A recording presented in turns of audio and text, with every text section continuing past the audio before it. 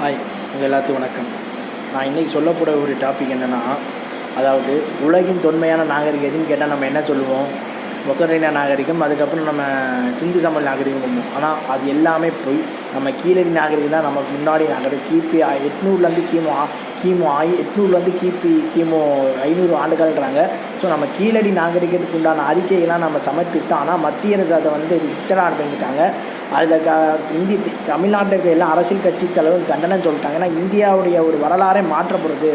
ஆரியன் சொல்லப்படக்கூடிய சிந்து சமவெளி நாகரிகம் இல்லை, நம்ம நாகரிகம் கீழடியில் தான் நம்ம நாகரிகம் ஆரம்பிக்குதுன்னு சொல்லிக்கிட்டு ஒரு மிகப்பெரிய உலக வரலாறே மாற்றக்கூடிய இந்த அறிக்கையை வந்து அவன் மத்திய அரசு திருப்பி அனுப்பியிருக்கு. இது சரியா இதில் இல்லை, இதை நம்புகிற மாதிரி இது சில விஷயங்கள் இல்லைன்னு சொல்லி திருத்தி பண்ணணும்னு அனுப்பியிருக்கு. இதுதான் இப்போ எல்லாமே பார்த்துட்டு இருக்காங்க. இந்த கீழடியை பற்றி ஏன் அவங்க எப்படி சொல்கிறாங்கன்னா, அதாவது ஆரியன் சமாதானம் இருக்கக்கூடிய சரஸ்வதி நாகரிகம் வாங்க இவங்க நம்ம கவர்னர் சொல்கிற மாதிரி. ஸோ அந்த சரஸ்வதி நாகரிகம் இந்திய நாகரிகம்னு அவங்க சொல்லிக்கிட்டு மக்களை வந்து ஒரு இது பண்ணிட்டு. ஆனால் அந்த நாகரிகம்லாம் கிடையாது. கீழடிகள் தான் இந்தியாவோட நாகரிகமே தொன்மை இதுவே போகுது. அதாவது மதுரையில் இருக்கக்கூடிய இந்த கீழடி தான் நம்ம இந்திய நாகரிகம்னு சொல்லிக்கிட்டு இந்த அறிக்கையை வந்து தயாரிச்சிருக்காங்க. நம்ம அமர்நாத் ராமகிருஷ்ணனுடைய ஒரு குழு அதை வந்து திருப்பி அனுப்பிட்டாங்க. இந்த கீழடி ஆராய்ச்சிக்கு அவங்க வந்து ஃபண்டு தராமல் தடுத்தாங்க.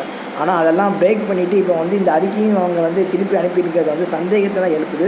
ஸோ நம்மளுடைய நாகரிக கீழடியை வந்து இது மாதிரி பண்ணுறதை வந்து நான் வன்மையாக கண்டிக்கிறேன்னு சொல்லி என் வீடியோ நான் முடிச்சுக்கிறேன். பை.